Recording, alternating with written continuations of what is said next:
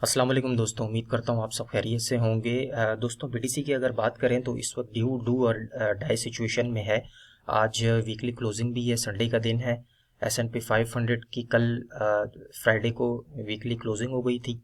तो जब तक S&P 500 ओपन नहीं होगा, यानी कि कल मंडे तक हमें बीटीसी की कोई पिक्चर क्लियर नहीं दिख सकती है। रिसेंटली अगर हम शॉर्टर टाइम फ्रेम में बिटकॉइन को देखें तो एक राइजिंग वेज में था, और राइजिंग वेज हमेशा बेयरिश पैटर्न होता है। यहाँ से विद इन 60 मिनट्स बिटकॉइन ने कल एक दिन पहले डंप लिया, उसके बाद नो वॉल्यूम के साथ बिटकॉइन ट्रेड हो रहा है। अगर आप देखें तो साइडवेज कंडीशन में है, कोई खास वॉल्यूम नज़र नहीं आ रहा। और जब भी इस तरह की किसी भी कॉइन की या बिटकॉइन की पोजीशन होती है तो वहाँ पे लगता है ऐसे ही है कि जब मार्केट में वॉल्यूम ना हो तो चार्ट इसी तरह कुछ बता रहा है कि ये थोड़ा सा मज़ीद नीचे करेक्शन कर सकता है। तो कल हमें इसका क्लियर हो जाएगा। कल वीकली स्टार्टिंग हो जाएगी। साथ साथ अगर हम डे टाइम फ्रेम की बात करते हैं तो डे टाइम फ्रेम में भी हम एक राइजिंग वेज पोजीशन में है। कल आपके साथ इसकी डिटेल वीडियो शेयर की थी बीटीसी की। यहाँ पर आप देख सकते हैं बिटकॉइन ने डे टाइम फ्रेम में भी अपना राइजिंग वेज ऑलमोस्ट ब्रेक कर दिया है। और रिसेंट वीडियो में भी आपके साथ ये चार्ट मैंने शेयर किया था। यहाँ से राइजिंग वेज टूटा है और नीचे के जो लेवल्स हैं हमारे, वो जो एक सपोर्ट है, जो कि इसको हम स्ट्रॉन्ग सपोर्ट बोलते हैं, जहाँ से FTX का क्रैश भी हुआ था, 21,300 के अराउंड का एरिया बनता है। यहाँ से बिटकॉइन को अगर बुल रन में कंटिन्यू होना है तो कीप इन योर माइंड कि 21,300 का एरिया को होल्ड करना चाहिए बिटकॉइन को। यहाँ से हमें बाउंस मिलना बहुत ज़रूरी है कमिंग वीक में या आने वाले कुछ दिनों में, क्योंकि 21,300 का अगर एरिया ब्रेक होता है नीचे तो फिर मैंने आपसे रिसेंट वीडियो में भी शेयर किया था कि हम बहुत ज़्यादा नीचे जा सकते हैं। लेकिन लिक्विडिटी हंटिंग के लिए एक पॉसिबिलिटी ये भी है कि जो हमारा नीचे का एरिया है जहाँ पे रिसेंटली बिटकॉइन ने होल्ड किया था जैन के मंथ में, वो है 20,400 का एरिया।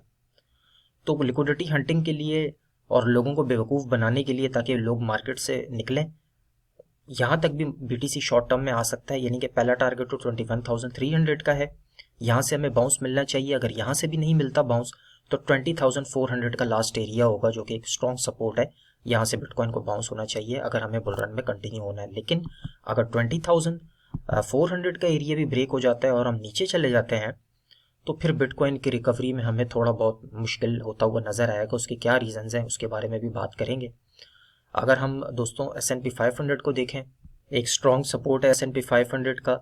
वीकली क्लोजिंग जो है वो S&P 500 ने इस ट्रेंड लाइन के ऊपर की है, जो कि लॉन्ग ट्रेंड लाइन है, काफ़ी टाइम से एज अ रेजिस्टेंस काम कर रही है, एज अ सपोर्ट। और अगर आप देखें तो जो लास्ट 2 वीकली कैंडल्स हैं, वीकली क्लोजिंग से पहले जो डेली कैंडल्स हैं, उसमें अच्छा खासा वॉल्यूम के साथ S&P 500 ने ब्रेकआउट किया है। तो S&P 500 तो पॉजिटिव है, लेकिन इस वीक में जो अब मंडे स्टार्ट होगा इसमें हमें बीटीसी की पिक्चर क्लियर होगी कि S&P 500 अगर पॉजिटिव रहता है और ग्रीन कैंडल्स बनाता है, इस वाइट लाइन के ऊपर चला जाता है।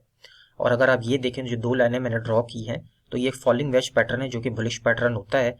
तो डे टाइम फ्रेम में अगर हम देखें तो एक बुलिश पैटर्न फॉलिंग वेज को भी S&P 500 ने ब्रेक किया है, सपोर्ट को भी होल्ड किया है और ऊपर जा रहा है। तो वापस से अगर हम कंटिन्यू रहते हैं S&P 500 के बुल रन में, तो BTC का जो प्राइस है वो मैक्सिमम हमें 21,300 से बाउंस होता हुआ मिलेगा, या लास्ट 20,400 से हमें बाउंस मिलने के चांसेस बहुत ज़्यादा होंगे अगर S&P 500 ऊपर की तरफ जाता रहता है और पॉजिटिव रहता है। और इसी तरीके से जो डे कैंडल्स वीकली जो कल जो नई डे कैंडल स्टार्ट होगी वीकली की S&P 500 की, उसको देखते हुए।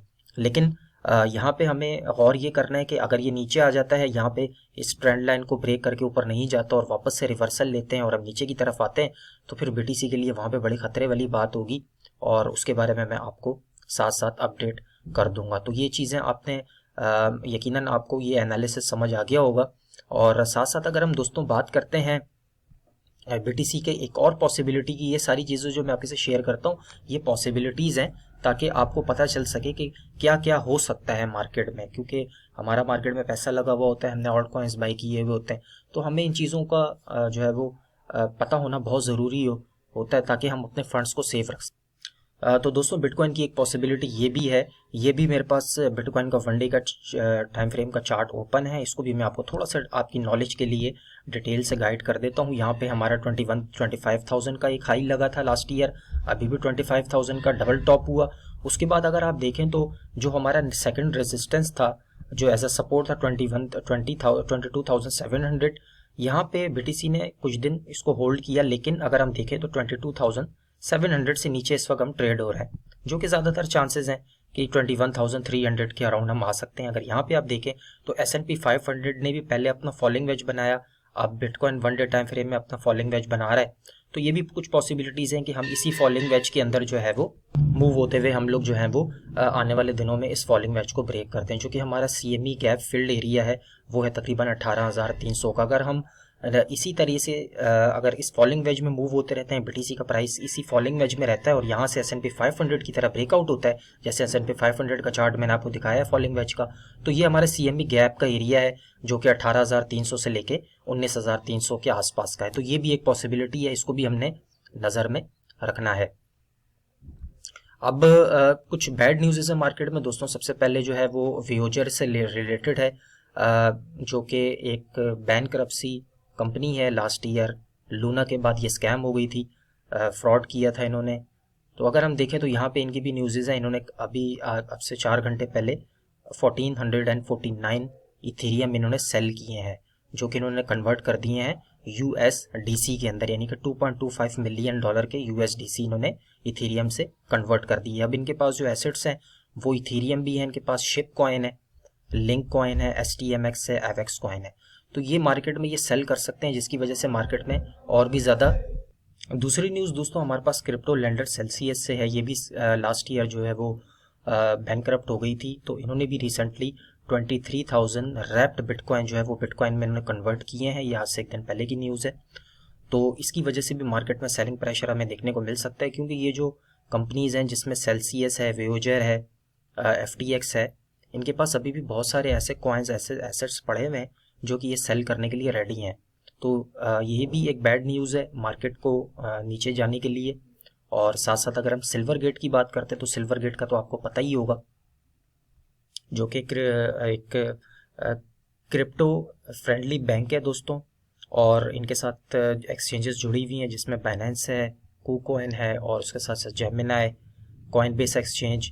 तो इनके कुछ इनके साथ पार्टनरशिप थी सिल्वर गेट की, जो कि ये ट्रांजैक्शंस वगैरह करते थे अपने क्रिप्टो एसेट्स से रिलेटेड। तो अब सिल्वर गेट के ऊपर इश्यूज आ रहे हैं, जो है सैंक्शंस लगा दी गई हैं USA की तरफ से। और अगर हम इनके शेयर्स देखें तो सिल्वर गेट के शेयर्स बहुत ज़्यादा डाउन चले गए हैं। तो इसकी भी एक रीज़न है मार्केट में सेलिंग प्रेशर की, जब से सिल्वर गेट का इशू जो है वो USA के अंदर SEC ने उठाया है। तो ये भी एक मेजर रीज़न है मार्केट के सेल ऑफ होने का। और साथ साथ अगर हम दोस्तों बात करते हैं मार्च की परफॉर्मेंस के बारे में,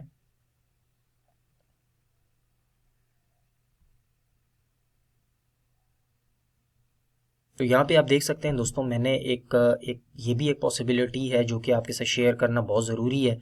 अभी मैंने रिसेंटली चार्ट में देखा है, ये 2020 के चार्ट मेरे पास ओपन है बिटकॉइन का। और यहाँ पे जब कोविड क्रैश आया था, तो कोविड क्रैश से पहले एक अनसर्टेनिटी थी। जिस तरह इस वक्त इन्फ्लेशन है USA के अंदर, वर्ल्ड वाइड इन्फ्लेशन है, और आपको पता ही है किस तरह से इस वक्त हालात चल रहे हैं, चाहे पाकिस्तान के हों चाहे किसी भी कंट्री के हों। इन्फ्लेशन का एक बहुत बड़ा इम्पैक्ट पूरी दुनिया में पड़ रहा है। और उस टाइम जो है वो कोविड का क्रैश था, कोविड का एक इम्पैक्ट था दुनिया में 2020 के अंदर। तो मार्च में एग्जैक्टली बिटकॉइन ने कुछ इसी तरीके से प्ले आउट किया था। यहाँ पे अगर आप देखें तो ये मैंने लाइन ड्रॉ की है, हॉरिजॉन्टल लाइन, ये 18 फेब की है। यहाँ से बिटकॉइन ने क्रैश स्टार्ट किया था, और बिटकॉइन ने तकरीबन 12 मार्च तक, यानी कि नेक्स्ट 20 डेज के अंदर बिटकॉइन 100% से ज़्यादा क्रैश हो गया था। प्राइस मैं आपको दिखा देता हूँ। यहाँ पे प्राइस था $10,000 का 20 फेब को, और 12 मार्च को बिटकॉइन का प्राइस तकरीबन जो है वो 4500 के आसपास आ गया था जी, 4500। तो ये ऑलमोस्ट 100% का ड्रॉप बिटकॉइन को 20 डेज में बिटकॉइन में आया था। तो इस वक्त अगर हम करंट पोजीशन देखें तो BTC का जो एक्चुअल हमारे पास जो क्रैश स्टार्ट हुआ है वो भी तकरीबन 25 ऑफ अगर हम देखें तो 18 ऑफ फेब को बिटकॉइन ने अपना ऑल टाइम हाई लगाया था इस साल का 25,000 का, और उसके बाद से अब हम डाउन ट्रेंड स्टार्ट हो गया है। तो ये भी कुछ सिमिलैरिटीज़ हैं 2020 का जो कोविड क्रैश था, उस टाइम जब मार्केट में एक अनसर्टेनिटी थी, और इस वक्त जो एक इन्फ्लेशन को लेके पूरी दुनिया में एक अनसर्टेनिटी है, साथ में क्रिप्टो में इस वक्त बैड न्यूज़ चल रही हैं, सिल्वर गेट को लेकर, बाइनेंस BUSD को लेकर, वेयोजर की सेलिंग को लेकर, या और भी जो कंपनीज़ हैं जो कि इस वक्त सेलिंग कर रही हैं। तो ये एक यहाँ पे भी अनसर्टेनिटी की वजह से हम देख सकते हैं कि अगर मार्केट क्रैश होती है तो 12 मार्च यानी कि 2020 में 12 ऑफ मार्च को हमें 100% का क्रैश देखने को मिला। तो आज 5 ऑफ मार्च है 2020 के फेब और मार्च से काफ़ी सारी चीज़ें सिमिलर नज़र आ रही हैं इस मंथ। तो यहाँ पे हम एक बड़ा क्रैश भी ले सकते हैं जस्ट लाइक मार्च 2020 की तरह।